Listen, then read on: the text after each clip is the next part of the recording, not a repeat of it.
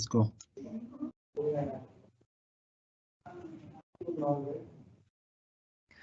Good afternoon and welcome everyone to the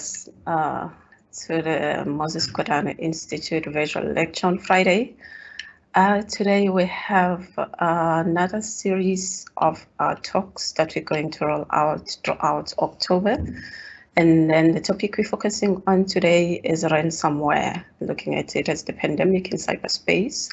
And our speaker today is Iravin Pillay, who is from Bowland Security. He works as a cybersecurity expert and also focusing on POPIA compliance. Iravin has been working with various companies with regards to their data security and looking at their compliance with regards to POPIA. He is one of the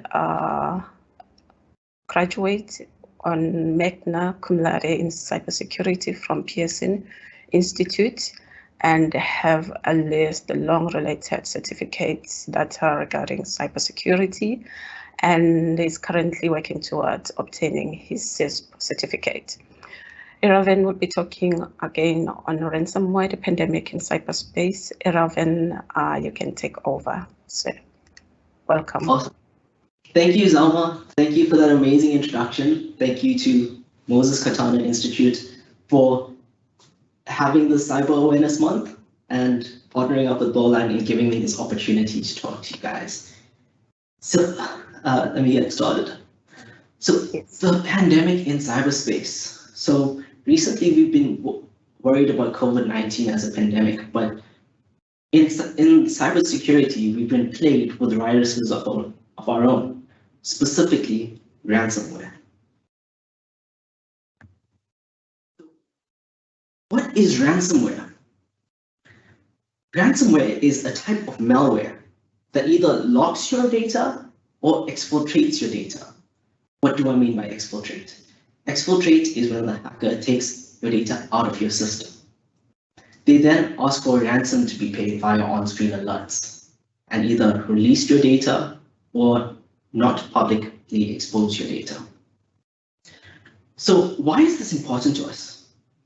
Well, in 2020, we have been dealt an extremely unforeseen hand, causing a worldwide lockdown. This has forced us to adapt the way we work and do business. This caused us to move away from the norm of working in big offices with lots of colleagues to working remotely from within our homes.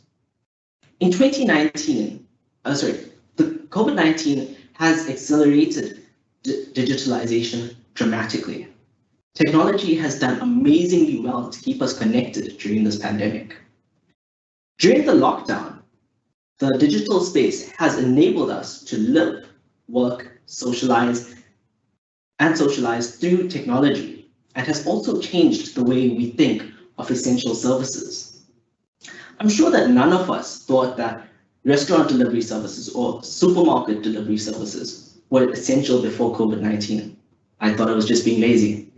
This adaptation has caused us to become much more efficient. However, this has introduced certain risks that haven't been as apparent before 2020. We have been using the internet much more than ever before and have become much more reliant on it than ever before. This rapid change has given cybercriminals the opportunity to attack unsuspecting victims with ransomware. In the past, there weren't as many possible victims for them to choose from.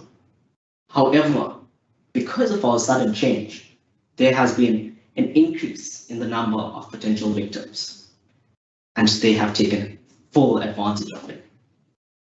We can see this if we look at the historical statistics of ransomware.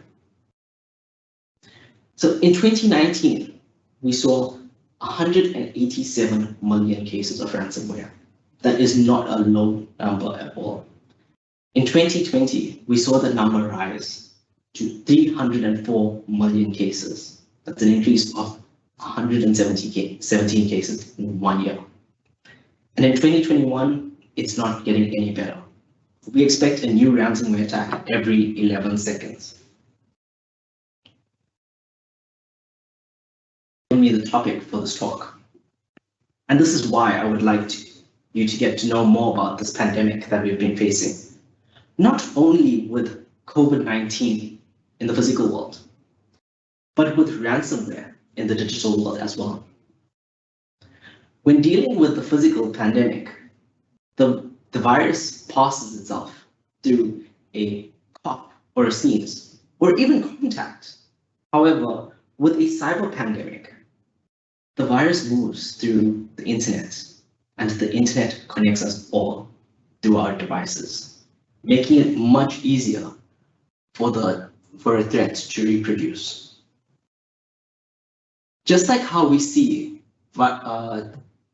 variants of COVID-19 in the cyber pandemic, we've been facing constantly evolving threats, but not a new variant either every week or month, but rather changing every attack.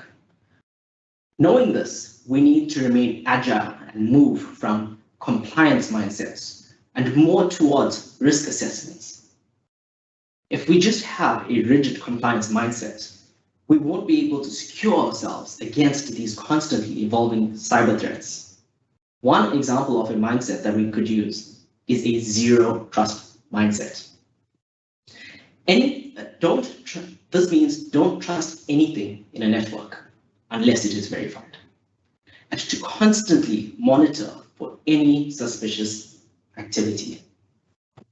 Here are a few recent cyber threats. The first one being Transnet.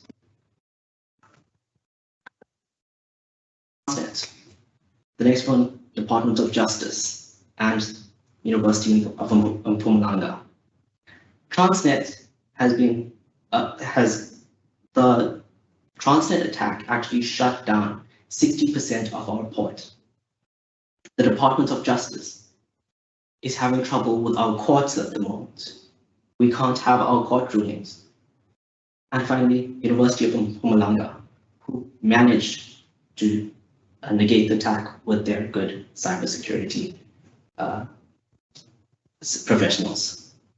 So what are the risks of being attacked by ransomware in 2021? The first one is the cost of recovery. The cost of recovery is taking down your system, not being able to provide the service that you're supposed to. Then there's the cost to your reputation. This, however, cannot be solved with money, unfortunately. It becomes a real problem with finding business in the future. Then there's the implications under the POPI Act. Under the POPI Act, you now have to notify the information regulator of South Africa of a breach 72 hours after finding that breach. The second thing that you need to do is, if you had client data on it that was breached, or potential client data, or even employee data, you have to notify each data subject of that breach. And this costs you even more money. And it costs your reputation as well. Well, I have told you about the cyber pandemic. But how do we fight this? First, we need to understand what are the risks or dangers of ransomware to you. Once we understand this, we can then better understand how do we combat them. These are a few dangers to ransom. These are a few of the dangers.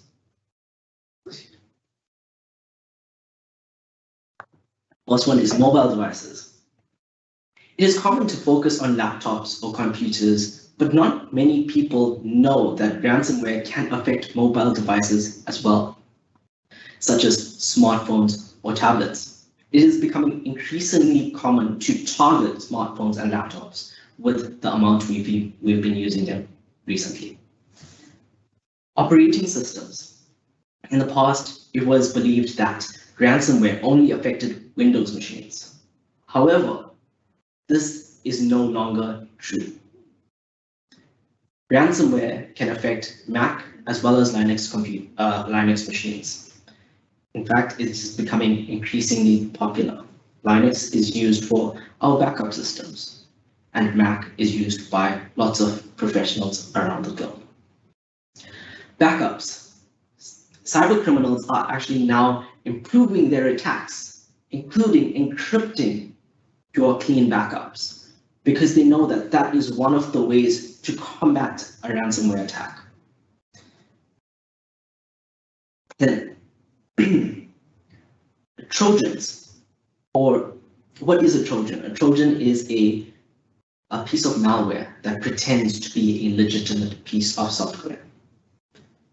So ransomware used to be predominantly done through the use of email attachments. However, it's becoming increasingly popular to hide them as a Trojan, as a useful or legitimate piece of software.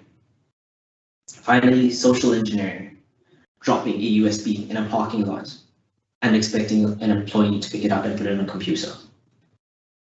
These are some of your dangers. So how do we prevent this from happening? The first way is to have backups. I just said they encrypt your backups, but have multiple backups, not just one. Have one in the cloud, have one in a separate location. Constantly do patches and updates to your systems. Every week, there's new patches being released for the new viruses that are coming out. Keep them up to date. They will help you in the long run. Mail filtering. Use mail filtering. It reduces the number of scam emails you get. Security software. Use security software such as antivirus or anti-malware. However, get it from a trusted source. Finally, be vigilant. The final thing I would like to leave you on is, finally, I'd like to tell you about the importance of training your staff. With all the protocols we can put in place and all the software and filtering we can use, our last line of defense is us, the end users. We are the smartest security assets you could ever have, because at the end of the day, it is our responsibility to not open that scam email. It is our responsibility to not allow that persistent scammer to have access to our computer. We need to know that Microsoft doesn't need access to our computer, and we need to know that there are SaaS scams out there. We need to invest in educating our colleagues and employees on how to identify these threats, whether it be on a social threat or a digital one. In conclusion, I'd like to leave you with this. We are our last line of defense. Let us protect our cyberspace together. Thank you very much for listening to me. I'll just hand over to Zama. If there's any questions, I'll be happy to take them. Oh, well, thank you very much, Ravan, for such a mouthful presentation on ransomware. I have a question before I go to the list of questions I see here.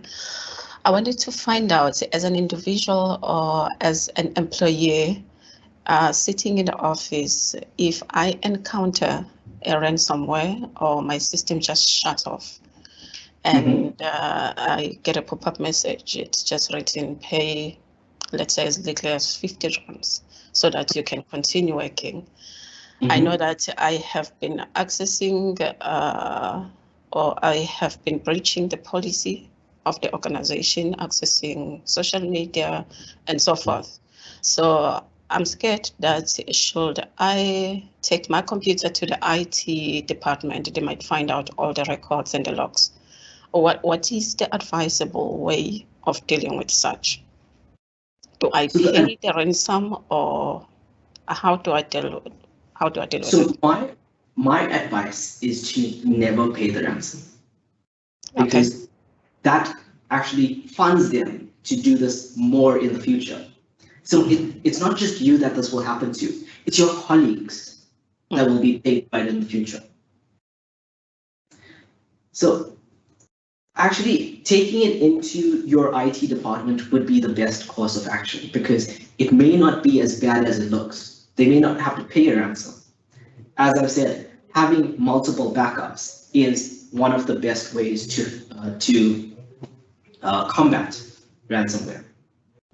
Just restoring to an old backup would be the easiest way. Sorry, to a safe backup. Because not all cases of ransomware actually ends up with exfiltration. I spoke about exfiltration earlier, the removal of data from that computer. If they did not remove the data, then they have no leverage over you. That is why we do forensic investigations. All right. No, thank you very much for that. I hope I answered your question. No, it's definitely answered. Okay, awesome. And I also share the same sentiments. Looking at some of the questions, there's a list of them, but I'll ask you one by one. One of them is asking, how do we protect our mobile phones from the cyber attacks? I think this one is more general with regards to information security.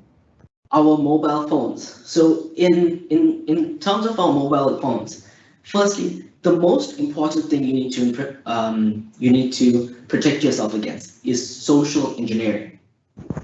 So the first thing is, if someone gets your phone, what do they have access to? Do you have password on your phone? Do you have biometric security on your phone?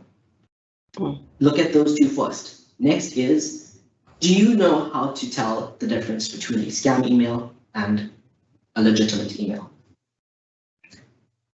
These are the most important things. These are the fundamentals that you need to protect yourself.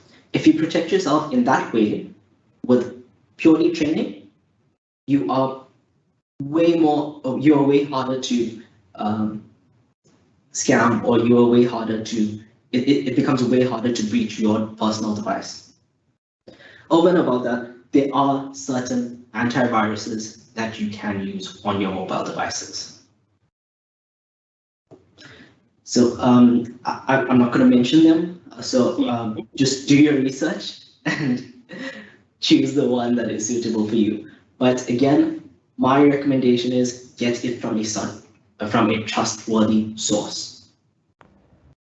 All right, thank you very much, Irvin. I'm not sure if all organizations they provide this, but most organizations they also advise their employees to come with their devices at work. So you can just find out from your IT department if you are allowed to bring your own device at work so that they can install for you the antiviruses software on them. So another question that I have, it is also still from Anonymous. They're asking, what courses can you suggest for a non-IT person to study to learn more about cybersecurity? Okay, not sure if you want to tackle that, or should I add? So with courses, I cannot tell you off the top of my head, but I will be able to tell you that there are a lot of them out there where predominantly look for these types of courses, which it teaches you this is what a scam email looks like, or look out for this in a scam. For instance, one of them will be, excuse me, one of them will be, look at the domain name. So what is a domain name? It's in an email address, it's the name of the person at the domain name.co.za. That domain name, if it has weird characters in it, or it's spelled incorrectly, it is most probably a scam. 9 times out of 10, it is a scam.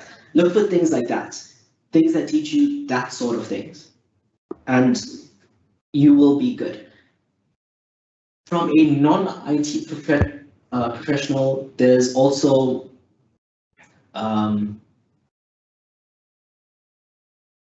Sorry, I can't tell you the courses off the top of my head, but these are the type of things that you need to learn.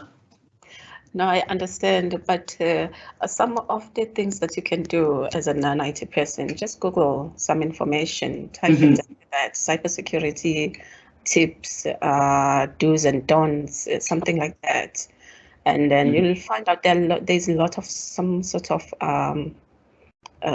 material or resources that are available online when it comes to that, and usually it's free resources. So Anonymous, you can Google that, and also if you need further information, you can contact us at Moses Kodane, who will be able to advise further.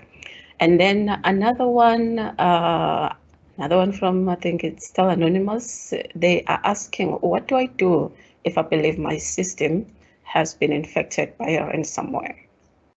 But, so is this a personal computer or is this a company computer? Let's take a vote. Okay. We just tackled the one about the. We just tackled the one about. The employee. Sorry, with your question, we tackled the one about a business computer. Yes. But with a personal computer, you then need to sort of identify: has my information been leaked out? Has it gone? Or how important is the information that has been locked on your computer? Can you do without it? Because if you can, then you might as well delete everything. If you have a backup, you might as well delete everything and start from fresh, from that clean backup. Yes. That would be the most advisable solution.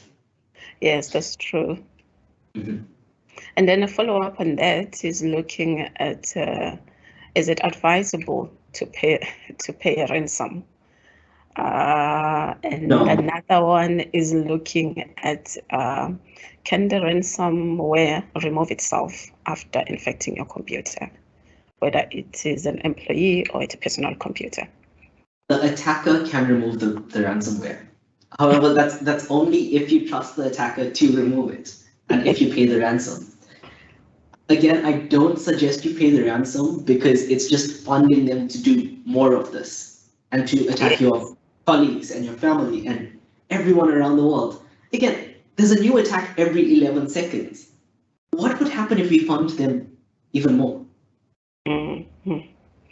No, that is true. Okay. Okay, no, I think we have covered most of the questions that I have here. I'd like to thank you very much, Iravan, for the advices and for the presentation and answering all our questions together with the discussions that we've had. We have reached the end of our course today. It's very early, but we really appreciate everything. Remember, with regards to ransomware, good people, when you have discovered it, whether you're at work or you are home, it is always advisable to seek professional help on that device. And also always, as the speaker just mentioned, always make sure that you have antivirus software on your devices so that it's not easy for anybody to penetrate through your system itself. It's also advisable to make sure that your employees, they understand together with the family, they understand the impact that that can cause havoc to your system or your devices, whether it's a smartphone or your computer. Remember, our smartphones nowadays, they work exactly like a computer, and also they work exactly like your wallet, because you have your banking apps in there, you have all your information, even the contacts of your seniors, they are also in your devices. So it's advisable always to make sure that your device is secure and also it is password protected so that it is not easy just for anybody to touch it. So I wanted to put that part out there. And then I'm going to close now. But before I close, remember to join us again next week. We're going to be having Ms. Zanele Ngwane, still also from She's also from Boland Security. She will be looking at video threats intelligence. So it's still a series of the cybersecurity topics that we think are relevant and also can assist you and remind you to always stay vigilant when you are online. So we are encouraging cyber savviness. Thank you again. We'll see you next week. Thank you. Thank you, Robin. Thank you very much, Salma. Cheers. Awesome. Have a great day. Enjoy 2 things.